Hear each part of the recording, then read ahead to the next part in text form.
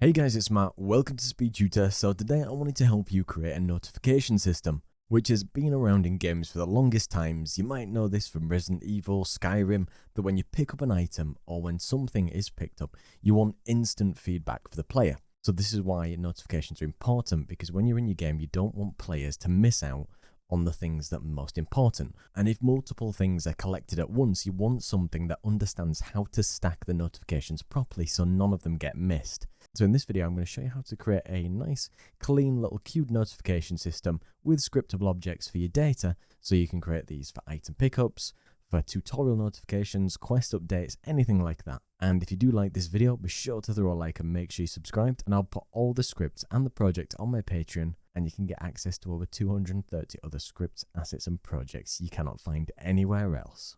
So just a quick note for setting what you've seen, I do have a first-person controller. It is tagged player. I just have a cube here which I've called a key collected trigger, because this is just an example of a trigger that we're going to create. It has a box collider and it is set to is trigger.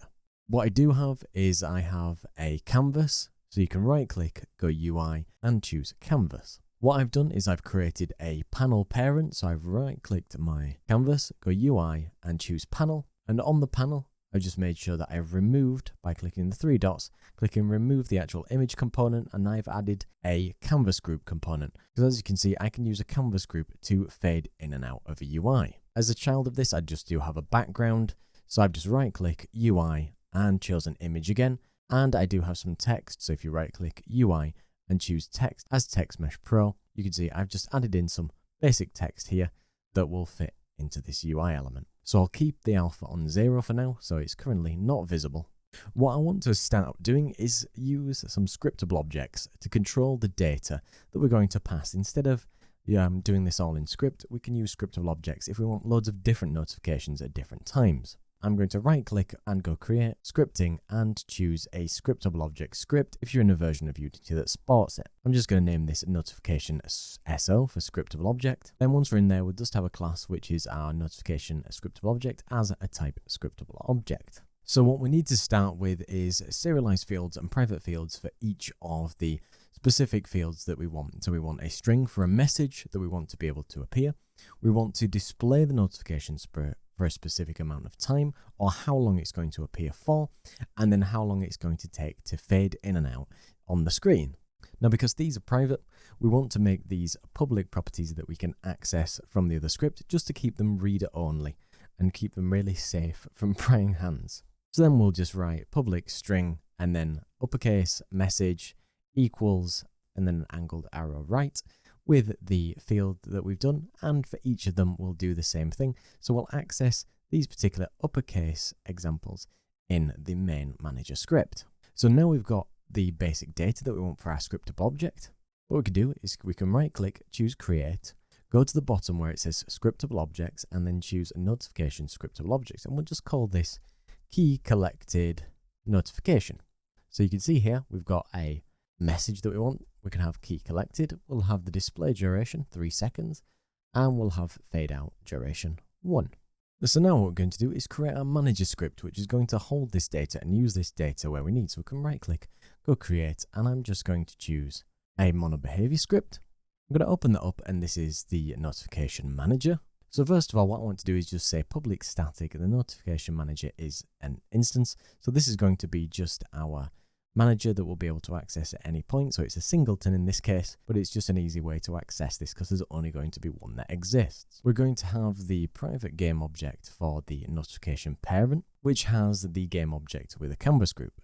And then we're going to have tmp underscore text, which is the notification text UI, which is a thing that we're going to have that message inside. And then what we're going to have is a private canvas group as the notification UI canvas group that we want to just be able to find at the start. Then we're going to have private queue, and then in angled brackets either side is going to be the notification scriptable object. This is going to be our notification queue, and then set that equal to new queue, which is the notification scriptable object. And then we'll have a private boolean, which is displaying the notification for false, whether we are showing it or not any time. And queue is a great data structure or concept where it's first in, first out, and you can use things like enqueue and dequeue to add or remove from the queue at any time. You can even use something like peek or count and this is a great way to handling different tasks and messages. What we're going to do is create an await method and say that if the instance is equal to null, then the instance is this. In other case, just destroy this game object. It's just something we can use this as a manager.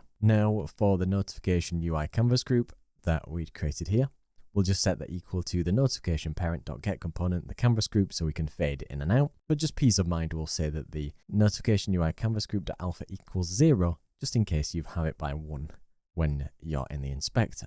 Now we're going to create a public method called showNotification. We're going to pass in the notification scriptable object, and we're just going to reference some notification data. So in this case, with our notification queue that we'd created, we're going to use the enqueue, which means we're going to add something, and we're just going to add the notification data to the queue. Then we'll say if is displaying notification isn't actually happening at any time, we'll just start the coroutine to display the notification that we want. But we do need to create that. So what we need is a private IEnumerator for displaying the notification, and this is just going to be the coroutine that we want to use to make this happen. We're saying that at this point we are displaying notifications, so it's working through the orders that we have currently that are queued up. So we'll create a while, so the notification queue.count is greater than 0. So as long as we've got some things to work through, we'll say that the scriptable object data equals the notification queue.dequeue. So we're going to remove it as we move along. Then we're going to say the notification text UI.text equals the data.message. So the data is just our scriptable object. Then we're going to create a fade in, which is yield return. We're going to start a new coroutine, which is called a fade canvas group. And in brackets, we're going to set the notification UI canvas group. We'll have a boolean for whether we want it to fade, and then we'll find from the data the fade duration. So what we'll do before we carry on any further is we've got another method, which is another coroutine.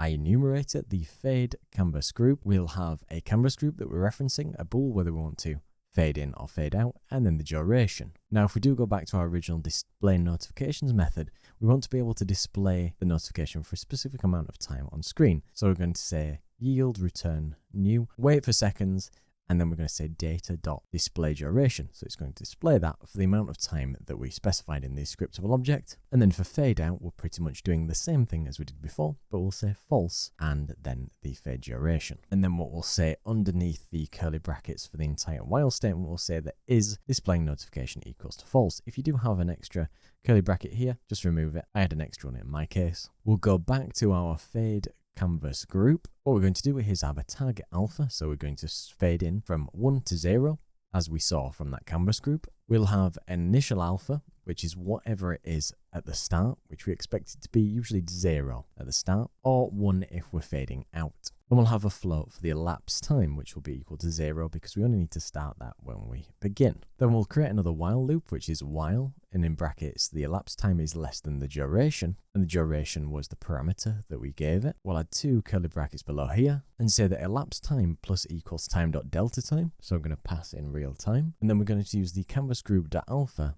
equals math.lerp, so we're going to smoothly transition from the initial to the target over the elapsed time. And they'll finish that off saying yield return null, because we don't need to actually return any information. And then under the while loop, we'll just say that canvas group.alpha then equals the target alpha again. And then in my case, I just need another curly bracket at the bottom. I've created a new empty game object by right-clicking, create empty, and I've got something called my notification manager. I'll add my notification manager script here, and you can see it's looking for the UI, so we can add the parent and we can add the text to this slot here. So we can now begin to use this if we want. We just need to create a little quick trigger script so we can make this happen.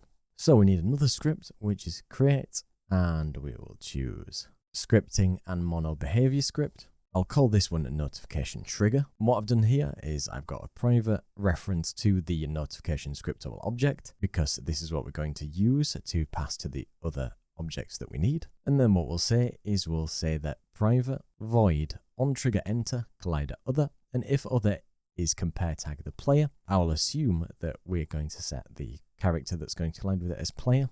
Then we can say that if notification manager.instance is not equal to null, so if it definitely exists, then the notification manager.instance.showNotification, and it'll be the notification data. Because if you remember, if we go back to our notification manager, we had the show notification where we needed to pass the scriptable object here to be able to add it to the queue and then start displaying. Then here, what you could have is GameObject.setActive false if you just want this to only happen once. Now you want to make sure, remember that your player is tagged as player. You have your key collected trigger. I'm just going to add my notification trigger script, and it's looking for the data that we want. So we can add the key collected notification, which is a scriptable object. We still have our canvas already set up. The parent does have the canvas group. We do have the notification manager all set up, and you need to make sure that on your trigger it's set to is trigger. So when we walk into this, we expect the notification to appear on screen for 2 seconds and then fade out across 1 second. So now when we walk into this trigger, you can see that it faded in,